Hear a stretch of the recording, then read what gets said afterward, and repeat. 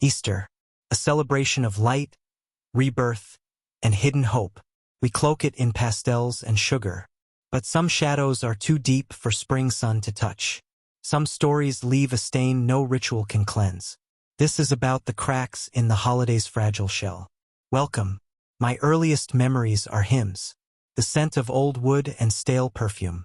The way the sunlight through the stained glass would paint the saints in living color on the floor. My family didn't just attend church. We lived in its rhythm. Sundays were their own sacred holiday, a world of quiet whispers and polished shoes. But Easter was the zenith, the marathon of faith. It started before dawn with the sunrise service, a shivering, magical hour where the resurrection felt real in the cool air. Then came the grand mass, a symphony of organ music and hallelujahs that shook the very pews. As a child, I didn't mind the length. My parents had instilled in me a profound, simple love for the story. The stone rolled away, the empty tomb, the promise. It was a day of pure golden light. After the main service came CCD, Confraternity of Christian Doctrine, Sunday school. While other churches might give kids the day off, ours believed in fortifying us immediately with lessons. So, like clockwork, my parents walked me down the creaking wooden stairs to the church basement. 100 times. 1,000. It was as familiar as my own home.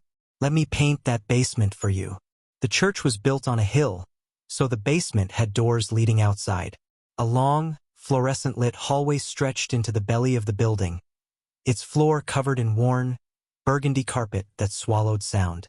On either side, maybe 7 or 8 classrooms, their doors always slightly ajar, buzzed with the voices of children grouped by age.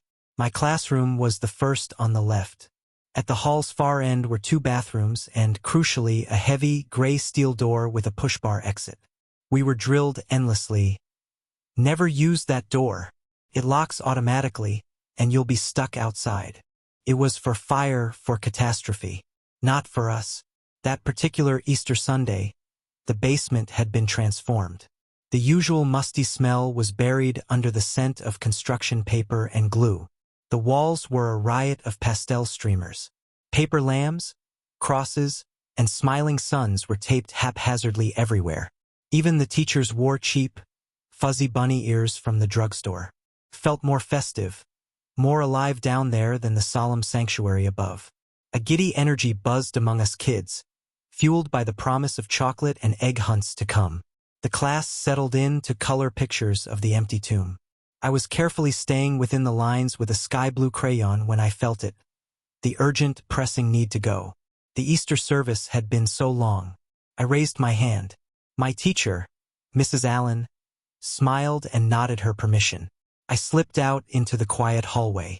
The distant, muffled sounds of lessons behind closed doors were the only noise, mixed with the persistent, low hum of the fluorescent lights. The bathroom was only about 15 feet away. I pushed into the boys' room, a small, tiled space with 2 stalls and a flickering light over the sink. It was cold, quiet. I went into the first stall, latched the flimsy metal hook, and did my business. It was then, in that silent, suspended moment, that I first heard it. A soft, scraping sound. From the stall next to mine. Not the sound of someone adjusting. Not the rustle of clothing. It was metallic, slow, deliberate, like a knife being dragged lightly along the inside of the stall door. A shiver went through me, but it wasn't fear. Not yet. I was a child in my church. My mind raced with innocent explanations. Maybe it was another kid, fidgeting with a belt buckle? Maybe a janitor? I finished up, flushed, and unlatched my door. The scraping had stopped. I stepped to the sink, the old faucet groaning as I turned it on. I was looking down, rinsing the soap from my hands, when a movement in the mirror made my breath catch. The stall door behind me was slowly, silently swinging open, and he stepped out. It was the Easter Bunny, or someone in an Easter Bunny costume. But this wasn't the cheerful mascot from the mall. This suit was tired, dingy. The white fur was a matted, grayish-yellow, stained in patches. One of the large, plastic eyes on the head was loose, sewn back on at a crooked angle so it seemed to droop. The ears flopped forward, limp. The whole thing sagged on his frame, too large in some places, too tight in others. He stood there, half in, half out of the stall, just watching me in the mirror. My heart hammered, but my brain, trained on wonder and holiday magic, overrode the primal warning. The Easter Bunny, here, in my bathroom. A slow, incredulous smile spread across my face. I turned around, water dripping from my hands. "Hi," I said, my voice a small echo in the tiles. He didn't speak. He didn't move. He just kept staring from behind that drooping, glassy eye. The silence stretched, growing thick and awkward. My smile began to falter. Then, with a slow, almost robotic movement, he raised a giant white-gloved paw. Not in a wave. He pointed. His index finger, clad in grubby fabric, was aimed directly at the bathroom door. When he finally spoke, his voice was muffled, dampened by the costume head, but perfectly clear. It was a low, monotone baritone. "You're the lucky chosen child," he said. "I have a gift for you outside." Any last shred of hesitation vanished. Chosen. A special gift. This was the most magical thing that had ever happened to anyone. Ever. The grubbiness of the costume became a detail of an authentic, working-class bunny. The location was just a funny surprise. This was my church. Nothing bad could happen here. I nodded eagerly, wiped my hands on my pants, and pushed open the heavy bathroom door. He followed, his steps silent on the carpet. We turned away from the classrooms, toward the end of the hall, toward the forbidden gray door. I reached for the push bar. A tiny, final alarm bell rang in my head. It will lock behind you. But the promise of the gift, the presence of the magical figure, smothered it. I pushed. Bright, cool spring sunlight hit my face. We were in the side parking lot, a vast, empty expanse of asphalt behind the church. He placed a heavy paw on my shoulder, guiding me. "This way. It's in my car." We started walking across the lot, toward the very far corner where the pavement met a line of scrubby pines. There, tucked half behind a large green dumpster, was an old, boxy sedan. A brown, unremarkable car. A flicker of doubt, cold and thin, trickled into my stomach. Why park so far away? Where was the basket? His gloved hand slid down from my shoulder and enveloped my small hand. His grip was tight. We were about halfway across the lot when the passenger door of that brown car creaked open, and a second Easter bunny stepped out. This one was different, smaller. The suit was a brighter white, but cheap-looking like pajamas. It had a garish, cartoonish face printed on the hood. This bunny just stood by the open car door, waiting. I stopped dead. My brain, already struggling to process one magical visitor, short-circuited. Two? Why were there two? The fairy tale logic shattered. This wasn't how the story went. The grip on my hand tightened, became insistent, pulling me forward. The sun didn't feel warm anymore, felt exposing. The parking lot seemed endlessly vast. The cheerful classroom decorations were a world away behind a door that was now locked. A scream tore through the air. It wasn't mine. It was a raw, adult shriek of pure terror that came from the direction of the church's main doors. Miss Sabrina, a young Sunday school teacher, was standing there. A bag of plastic eggs spilled at her feet. Her face was a mask of horror, her hand clamped over her mouth. The effect on the bunny holding me was electric. He dropped my hand like it was on fire. In one fluid, frantic motion, he shoved me hard. I stumbled and fell onto the rough asphalt, scraping my knees and palms. I didn't cry. I scrambled onto all fours and then ran, my little legs pumping, straight toward Miss Sabrina's scream, toward the sound of safety. She scooped me up, crushing me to her chest, her whole body shaking. Over her shoulder, as she ran back toward the church, I caught a glimpse of the scene. The two bunnies were piling into the brown car. The engine roared to life, and just as the car door slammed, for a single frozen frame of time, I saw into the backseat. There was another child in there. A small boy, maybe my age, with pale, tousled hair. He wasn't moving. He was just sitting there, slumped, staring blankly ahead as the car squealed its tires and sped out of the lot. The next few hours were a blur of panic and tears. My parents' faces, white with a fear I'd never seen. Police officers, their voices trying to be soft, asking me the same questions over and over. Can you describe the car? The men? The other child? I told them about the droopy eye, the brown car, the little boy who looked like a ghost. My mother cried for what felt like days. The police investigation went nowhere. No matching car was found. No children were reported missing in our county that day. The official theory was that it was a failed abduction attempt, that the men had somehow gotten a key to the external door or waited for it to be propped open, and had been lying in wait in that bathroom stall. They said I was lucky, that Miss Sabrina's timing was a miracle. But as an adult, the horror has crystallized, grown colder and sharper. They knew the layout. They knew about the automatically locking door. They knew the chaos and extended schedule of Easter Sunday. This was planned, premeditated. And the most haunting question, the one that echoes every April, is about that other child in the backseat. Was he the chosen child from another church, another town? Was I meant to join him? What happened to him when they drove away? The Easter Bunny is supposed to bring baskets. Not all gifts, it turns out, are wrapped in cellophane. Some come dressed in stolen magic, offering a nightmare in place of candy. I was the lucky one. I often wonder if he was. Visual, quick cuts of teenage life, phones, video games, a hand shoving someone playfully. Then, the scene shifts to a sprawling backyard at dusk, the woods a dark wall beyond a fence. The adult narrator, Mark, is now in a college dorm room. We outgrew egg hunts but craved the thrill. So we made our own game, a hybrid of Manhunt and Easter with hidden plastic eggs as trophies. It was dumb, childish fun. Until the woods behind my friend's house decided to play a much darker game with us. The tradition started as a joke. A bunch of us, too old for pastel baskets but still addicted to the adrenaline of a chase, invented Easter Manhunt. The rules were simple. 2 teams, seekers and hiders. The seekers had to both find the hiders and protect plastic eggs they'd hidden in the playing field. If the hiders found all the eggs before being caught, they won. It was chaotic, stupid, and perfect for a spring night. It was the Thursday before Easter senior year. School was out the next day.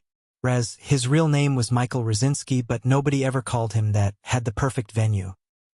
His parents were out of town until Friday night, and his house backed up against acres of dense county woods. A creek and a fence marked the boundaries. It was our private arena. There were 5 of us, me, Jake, Charlie, we called him Chuck, Arthur, and Raz. We holed up in his basement, the air thick with the smell of pizza and teenage boy. When Chuck suggested a round of the game, we all seized on it. We used a random number generator on a phone to pick teams. Fate put me, Chuck, and Raz on the seeking team. Jake and Arthur would hide. We raided Raz's kitchen for flashlights and a bag of pastel plastic eggs.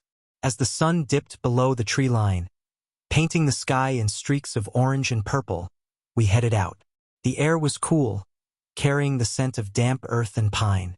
We gave the hiders a 10-minute head start to hide themselves and for us to stash our 3 eggs. The timer on Raz's phone beeped, and the game began. We split up to cover more ground. I veered left, toward a thicker cluster of pines and oaks.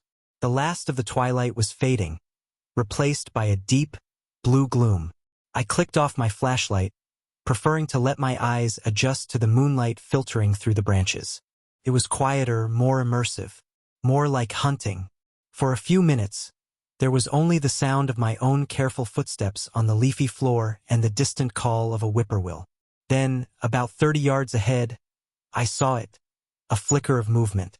Someone crouching behind the broad trunk of an old oak. They were trying to be still, but I'd caught the shift.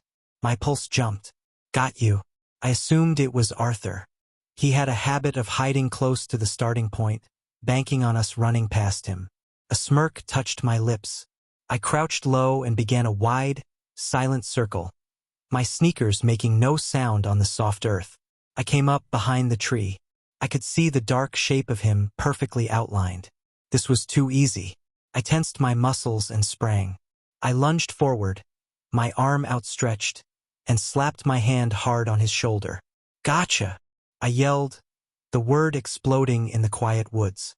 The figure whipped around. And it wasn't Arthur. It was a man. A stranger with greasy, slicked-back hair and wide, wild eyes that seemed to glow with a feverish intensity in the dim light. His clothes were dark, torn, and he smelled of stale sweat, dirt, and something metallic like old pennies. The shock was so complete it paralyzed me for a full second. My brain simply could not compute this data. His reaction was instantaneous. A guttural snarl ripped from his throat, and he launched himself at me. His hands, strong and grimy, clamped around my throat before I could even suck in a breath to scream. We crashed to the ground, the impact knocking the wind from my lungs.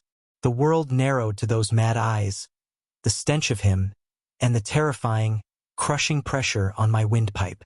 I clawed at his wrists, my nails scratching uselessly at his skin, but he was impossibly strong. Spots danced at the edges of my vision. This is it, I thought with a strange, cold clarity. I'm going to die in Raz's backyard. Then the pressure vanished. He let go so abruptly I gasped, a raw, sucking sound. He wasn't looking at me anymore.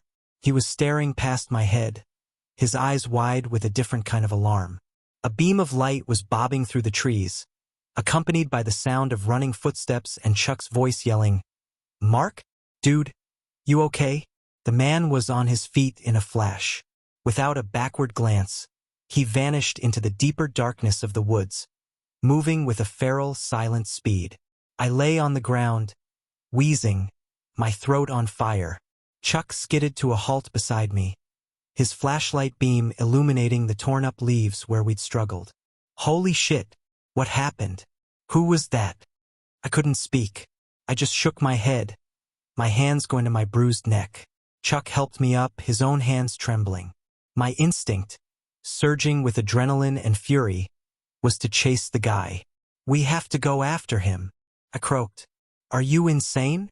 Chuck hissed, his face pale in the flashlight's glow. "He could have a knife. He could have friends.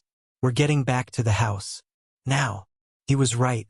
The cold terror flooded back, dousing my rage. We ran, stumbling over roots, back toward the distant, welcoming lights of Raz's house. Chuck called the others on his phone, his voice tight. "Game's over. Get back to the house. Now." Something bad happened. 10 minutes later, we were all in Raz's basement, the door locked. I told the story between sips of water, my voice raspy. Jake and Arthur listened, stunned. Raz just stared at the floor, his face unreadable. When I finished, Arthur spoke up, his voice quiet. "Before the game started," he said, "when I was looking for my first hiding spot, I saw two people, deeper in the woods, near the creek. They were just walking slowly, like they were looking for something, or waiting." The room went dead silent. "I was pissed," Arthur continued, a shudder in his voice. "I thought it was two of you seekers teaming up, cheating before the timer even went off." Me, Chuck, and Raz exchanged a look. We shook our heads in unison. We hadn't been together. We hadn't been near the creek. The realization was a physical chill in the room. If it wasn't us, then there had been at least 3 other people in those woods. One who attacked me. 2 more scouting before our game even began. Coordinated presence. Were they watching us the whole time? Were we the ones being hunted? "We need to call the police," I said, my hand on my aching throat. "No." The word came from Raz, sharp and final. He looked up, his eyes scared but stubborn. "We're not." An argument erupted. "Dude, Mark was just choked out," Jake yelled. "My parents are out of town." Raz shot back, his voice rising. "I'm already grounded. I'm not supposed to have anyone over. If the cops come, if my parents find out, I'm dead. We can't." The rest of the guys faltered. They were caught between loyalty to Raz and the unspoken, teenage desire to avoid world-shattering adult consequences and the clear, present danger. I was the only one who had felt those hands. I knew how real it was, but faced with their hesitation, with Raz's panicked pleading, my resolve crumbled. The social contract of the group was powerful. "Fine," I muttered, the word tasting like ash. Forget it. The rest of the night was a hollow pantomime of normalcy. We tried to play video games, but the sounds were too loud, the darkness outside the windows too absolute. I went to bed on a couch, staring at the ceiling, every creak of the house making me flinch. I left at dawn, before anyone else was awake. I didn't say goodbye. In the weeks that followed, I told myself I was fine. I adopted a mantra: things happen. You move on. I buried the memory under the noise of graduation parties and college prep. Then, about a month later, Raz mentioned offhand in a group chat that he'd finally gone back into the woods to clean up the plastic eggs we'd left behind. Was scared shitless the whole time, he wrote, followed by a laughing emoji. The others laughed with him. I just stared at my phone. That casual comment unearthed it all. The smell of the leaves, the crushing weight, the wild eyes. It wasn't a game. We had stumbled into someone else's territory, their ritual or their hunt. And we had been profoundly, stupidly lucky. I went away to college that fall, putting hundreds of miles between me and those woods. But every Easter, when I see those plastic eggs in a store, my hand goes unconsciously to my throat. The memory of that grip has never fully faded. My family's Easter pilgrimage felt like stepping into a different century. A world of flannel, firearms, and deep, silent woods. I always felt like a foreigner there. Last year, the woods decided to show me just how unwelcome a stranger could truly be. My Uncle John's homestead was the family's anchor. A sprawling, timber-framed house he'd built himself, sitting in the center of a wide clearing that was perpetually battling the encroaching forest. On all sides, the woods stood like a thick, dark wall. My family loved it. They were hunters, fishermen, people who read the land like a book. I was a city kid. To me, the woods weren't a sanctuary. They were a noisy, dirty, endless repository for bugs and bad cell service. Every Easter, the entire clan descended. It was a ritual I dreaded. The chatter was of deer tracks and base lures, things that were a foreign language to me. The only lifeline was my cousin Kevin, John's son. He was a few years older, quieter than the rest, with a deep, genuine love for the land that wasn't about sport, but about something closer to reverence. That Saturday, bored out of my mind and tired of nodding along to hunting stories, I let Kevin convince me to go for a walk. "I'll show you the real place," he said, his eyes earnest. "Most people never see it." Desperate for an escape, I agreed. We told Uncle John we were heading out.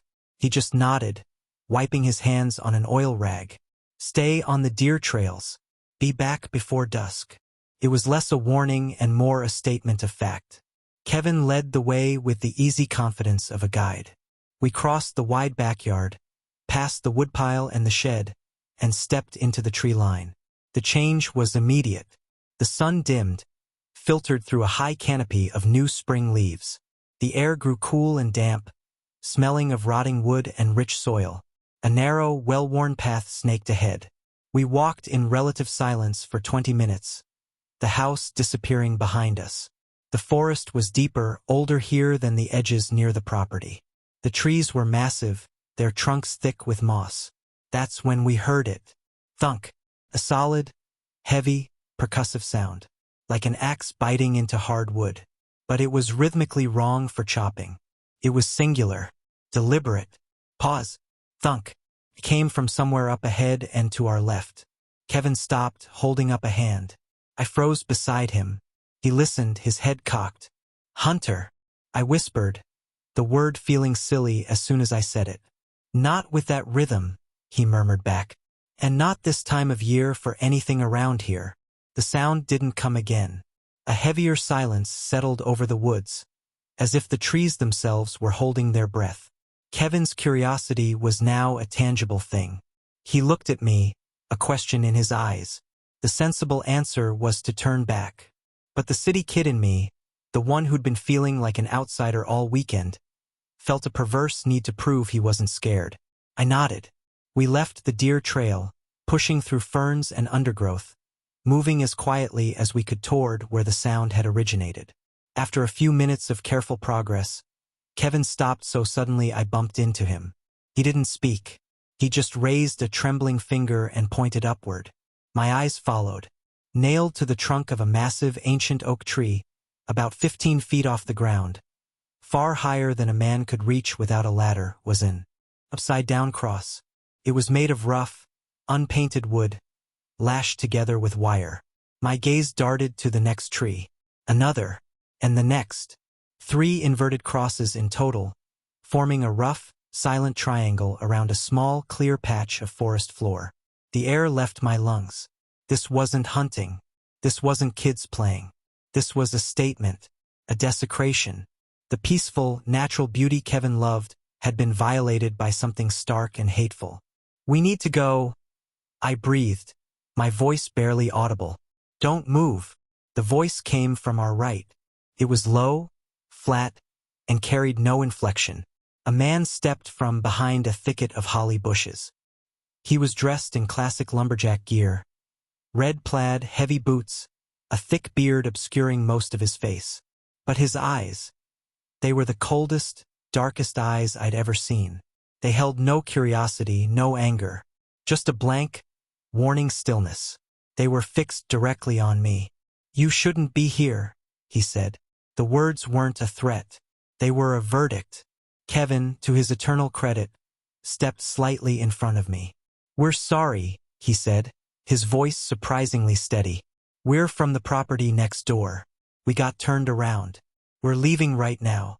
The man didn't acknowledge Kevin. He just kept staring at me, as if he could see the city soot in my soul, the foreignness in my posture.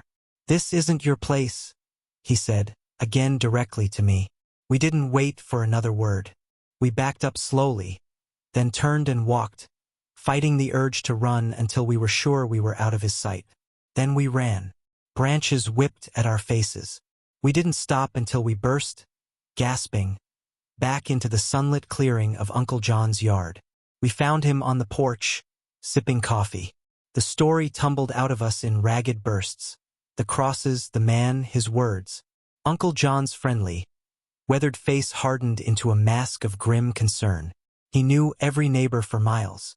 He knew the hunting clubs, the hermits, the families. "I don't know any man who matches that description on this land," he said quietly. The sentence filled my stomach with ice. He asked if we were followed. We didn't know. The rest of the day was a tense, horrible farce. The family Easter preparations continued. Ham in the oven, eggs being dyed at the kitchen table. But underneath the chatter, a current of dread ran silent and deep. Uncle John and a couple of my older cousins had a hushed, intense conversation on the porch. I heard the words, "sweep the woods" and "confrontation." But John vetoed it. "Don't bring trouble to the doorstep," he said. "Lights on, guns handy. We wait."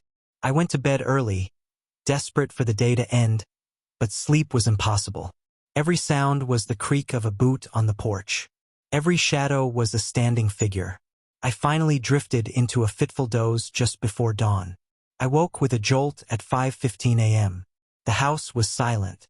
A deep, instinctive unease pulled me from bed.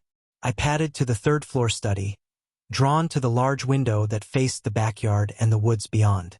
The world was shades of gray and indigo, the tree line a jagged black cutout against the lightning sky. And there, at the exact edge where the yard met the forest, I saw it. A tiny, pulsating orange glow. Then another, and a third. Not flashlights, torches, small handheld flames. 3 distinct figures stood just beyond the first trees, perfectly still, each holding their fire aloft. They weren't moving. They weren't searching. They were standing, watching, facing the house, facing me. A soundless scream locked in my throat. I ran down 2 flights of stairs to Uncle John's bedroom. I shook him awake. The woods, torches, people. I stammered. He was awake in an instant. No questions. He threw on pants, grabbed a heavy rifle from a cabinet by the door, and strode toward the back of the house. He told me to stay inside, but I followed as far as the back deck door. He stepped out into the cool pre-dawn air, a solid, silhouetted figure against the gloom. He raised the rifle not toward the woods but into the air. The 3 sharp, Echoing cracks of gunfire shattered the morning silence. It was the most terrifying and reassuring sound I'd ever heard. By the time the rest of the house erupted into panicked life and floodlights were switched on, the figures were gone. The torches had vanished. Only the silent, watching woods remained. The holiday was ruined. The feast was eaten in a state of nervous exhaustion. We left that afternoon. My goodbyes were hurried. My parents' faces tight with a fear they couldn't articulate. Uncle John has called a few times since. He says he's seen nothing. No crosses, no men, no lights. He increased his game cameras, patrols his property line. Nothing. But nothing doesn't bring peace. It just deepens the mystery. Were they warning us? Marking territory? Or were we witnessing something older? A ritual that belonged to the woods long before my uncle built his house? I don't know. But I do know this. I will never look at a peaceful stand of trees the same way again. And I will never, ever accept an invitation for a walk in the woods on Easter again. Some eggs, it seems, are better left unfound. Some clearings hold nothing but empty, waiting space. Light to come looking for it. It dresses in familiar costumes. Plays by hidden rules. It watches from the edge of the trees. Be careful. Where you hunt for joy, you might not be the only one searching.